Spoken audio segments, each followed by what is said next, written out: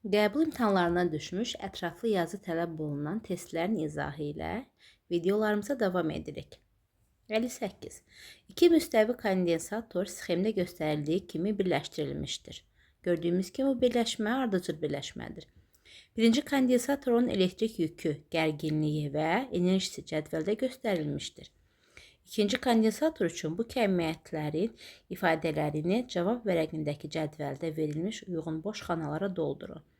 Uyğun düsturlar yazmaqla fikrinizi əsaslandırın. Deməli, biz bilirik ki, ardıcıl birləşdirilmiş kondensatorlarda yüklər bərabərdir. Q sabitdir. Q sabitdirsə, ikinci kondensator üçün yük ilə Q-yə bərabərdir. Gərginlik U bərabərdir. Q böl S olduğundan Q ilə S tərs asılıdır. Ona görə U2 bərabərdir. U1 böl 3.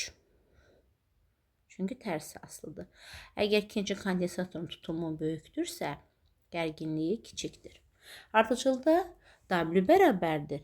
Q kvadratı böl 2S. Deməli, enerji də tutumla tərs asılı olduğuna görə burada da yenə yazıq bura W2 bərabərdir. W1 bölünsün 3. Deməli, yük sabit qaldı. Gərginlik tutumla tərs asılı olduğuna görə U2 bərabərdir U1 böl 3. Enerji də Q kvadratı böl 2S-yə görə tutumla tərs asılı olduğuna görə W2 bərabərdir W1 böl 3. Vəssalam. 59. Kütləsi 2 kiloqram olan cismin təcilinin zamandan asılı qrafiki təsvir olunmuşdur. Hərəkət istiqamətində cismə təsir edən əvəzləyici qüvvənin ilk 4 saniyə müddətində işini hesablayın. Əvvəlcə işin düsturunu yazsaq, A bərabərdir Fs.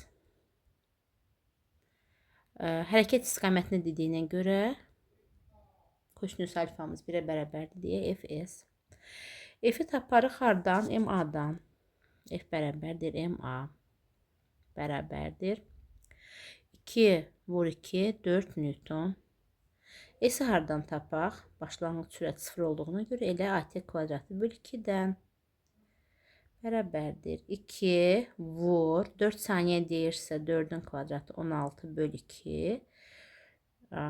Deməli, bərabərdir 16. Qüvvəmiz 4 Newton, yerləşməmiz 16 metr oldu.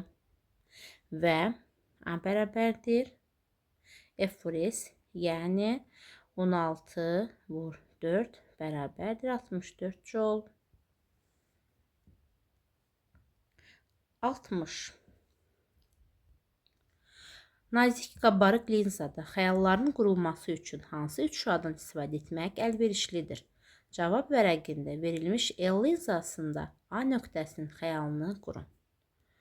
Bizim əlimizdə hal-hazırda cavab vərəqi yoxdur, amma biz 3 dənə şüanı çəkək, bir dənə də A nöqtəsi götürüb onun xəyalını quraq. Toplayıcı linzanın şərt işarəsini sxemlərdə bilirik ki, bu formada çəkilir. Baş optik ox çəkirəm. 3 şüadan istifadə edirik. Baş optik oxa paralel keçirilən şüa və dedək ki, bu A nöqtəsidir. Mərkəzdən keçən şüa, optik mərkəzdən və fokus nöqtəsindən keçən şüa. Bu da bizim fokus nöqtəmiz olsun. F. Deməli, linzaya paralel keçən şüa sındıqdan sonra fokus nöqtəsindən keçməlidir.